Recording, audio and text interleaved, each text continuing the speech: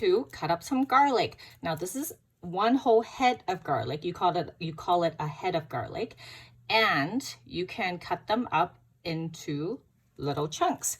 When you open up a head of garlic, you use your thumb and you just split it open.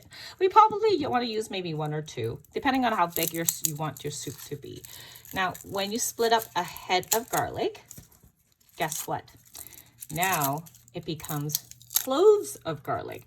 This is 1 clove of garlic. So you're going to pick out 2 cloves or 3 of garlic, take off the skin. Do that with this one. Sometimes it helps if you kind of pinch it. This is really good fine motor exercise for little ones. Pinch it and then kind of wiggle it. That will get the opening for you. Or sometimes, you know what Mrs. Young's grandma used to do? She would put it flat like this, and she would just use the palm of her hand and go smack. Ooh, that was a big smack. Or squish. And then it will kind of just undo itself. That was pretty amazing. Now I can't do that. I'm not like my grandma, so she's had many years of experience. But here they are. You've got cloves of garlic. You might want to cut off the ends. It's up to you. I usually do. And then again, you can use a paring knife or a butter knife, whatever you're comfortable with. See, it cuts just as fine with a paring knife. Remember to curl your fingers like a C. Hold your knife properly and just slice it up. You can put them as a whole into the soup too. That's fine too. Moving on to the next vegetable, I want to show you the tomato. Here's the tomato. I want to talk about different parts of the tomato. Do you know what this top part is called? The one that's green? That's the stem of the tomato. Remember what else has stem? A lot of fruit does. You're right. Apple has a stem. Pumpkins that we've played with in October has a stem, a big one. Lots of vegetables have stems. This is the part where it connects to the plant. So this is really important. But for our cooking part, you probably don't need it. So you can just use your pincer finger again, get those muscles working, wiggle it and pull it out just like that. And then you're going to cut this part. Curl your fingers, make sure that your tomato doesn't wobble around. Hold on to your knife properly and push down. Let's look at the inside of a tomato. Do you see that? Do you know what these are? That's right. Those are the seeds of the tomato. That's what's going to grow into plants. So if you go buy a packet of tomato seeds at the grocery stores, these are what's in it. So if you want, you can even try picking out a couple of these and try and grow a tomato plant out of it. I usually like to cut off this part because it's chewy and it's not very tasty. This is how you're going to do it. Turn your tomato so that it's not wobbly like this. Turn it upside down so the flat side's down, and you're going to cut it in half like this. And do you see this part of the stem? I'm going to take my knife and cut it off like this. There you go. It doesn't have to be pretty. Now we've cut up our tomato. Now your tomatoes are going to go into small chunks too. Try to cut them so that it's about the same size as your carrot. Make sure that it's not wobbling too much. Hold on tight, curl up your fingers, and just slice it into chunks. Okay, so we're going to do that with a whole tomato. If you want to make more tomatoes, you can add more tomatoes. Let's talk about the green beans. These are long beans. Now, there's the stem of the bean that connects to the bean stalk. And we're going to take a look at inside the bean as well. If you kind of pinch it, it's really firm, but you can kind of feel the seeds inside the actual bean. This is the bean pod, and that's what holds the bean inside. For these ones, you can use a pair of food scissors to cut, or you can use a butter knife. I'm going to show you how to do it with a pair of scissors. After we've washed these beans, you're going to cut off the ends of the beans. Those are the chewy part that I usually like to cut off. And once you have them cut off, you can cut them into little bits, little chunks. Now let's cut it open so that you can see the inside of the pod. You don't have to cut this way. I'm just doing it so that I can show you. And you can do this at home too, have your parents show you. So when you peel open the bean pod, I'm going to hold it closer so you can see.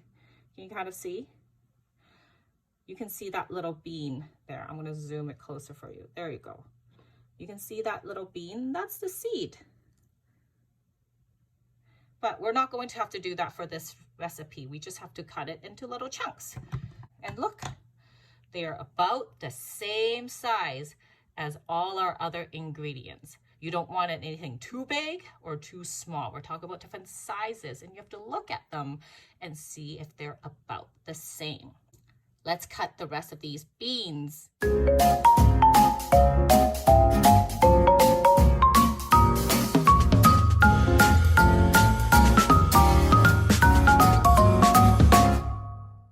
Hey boys and girls, we're at Mrs. Ng's stovetop. Now I want to show you something before we start cooking. Remember that onion that we were looking at? I want to show you what happens when the onion starts growing. Did you know that the onion's actually the seed of the plant? Yes, this is the seed. So the onion plant will start growing out of it. And when it does, it looks like this. Are you ready? See how there are the stems sprouting out of the onion? So that's what happens when the onion starts to grow, the onion plant. This is actually the seed of the plant. Pretty cool, huh? All right, let's take a look at the ingredients that we have. We're at the stovetop. So whenever you're at the stovetop, make sure that your grown-up is with you and you're not touching anything on the stovetop. One really good tip for grown-ups is if you have a pot with a handle like this, always turn it so that the handle is on the inside so that no little ones is going to walk by and accidentally knock anything over. So first, we're going to put our ingredients in there. The stove's not on yet. See, it's not on yet. This is very safe right now still. We're going to first put the ingredients inside. Now, because this is a child-friendly recipe, it's going to be a little different than all the other ways that we've been cooking and all the other ways that us grown-up are used to cooking. I want to make it safe for the little ones. So nothing is on. There's no heat. Whoops, knocking things over. We're going to first put in the ginger and the onion. Now, the little ones, the Care Bears, can do this part for you. And they could even smell it. This is a really great chance for them to get some sensory experience. And they could even lick it if it's just for your family, so they could taste it before they go in. Now, ginger is a bit spicy, so you can smell it before you put it in. So you can just put it in because nothing is hot. You can even do this at your table before you bring it to the stove, just so make it easier. And then the onion. Now, if boys and girls, you're going to smell the onion, here's Mrs. Ng's suggestion for you. Don't put your nose right up close. You're going to get some really strong smell. Instead, have it kind of close like this and then just blow the smell towards you. Put that all in there. Okay, so we've got the ginger and the onion in there. Next, look at our colorful vegetables. I'm going to put all of them in, just dump them in, or you can put them one at a time. Carrot. Try not to spill and be wasteful. The garlic, the beans, the mushroom, the tomato. Something else that might be really good in this soup would be like corn or squash or pumpkin like we talked about. So everything's in there. Now we have to give it some water, or if you're using chicken stock or beef broth or vegetable broth, you can just add that in there. It's up to you. You can fill it to about here as long as it's not boiling over. Or if you're using a powder, like a chicken stock powder, you can just fill it with water and then add a couple spoons, small teaspoon of the vegetable stock powder, or you can just add salt instead. Good old salt. Let's go fill it up with water. Okay, we've got some water in a pot. Look what's happening in there. I'm not going to use my hand because this is food that we're going to eat.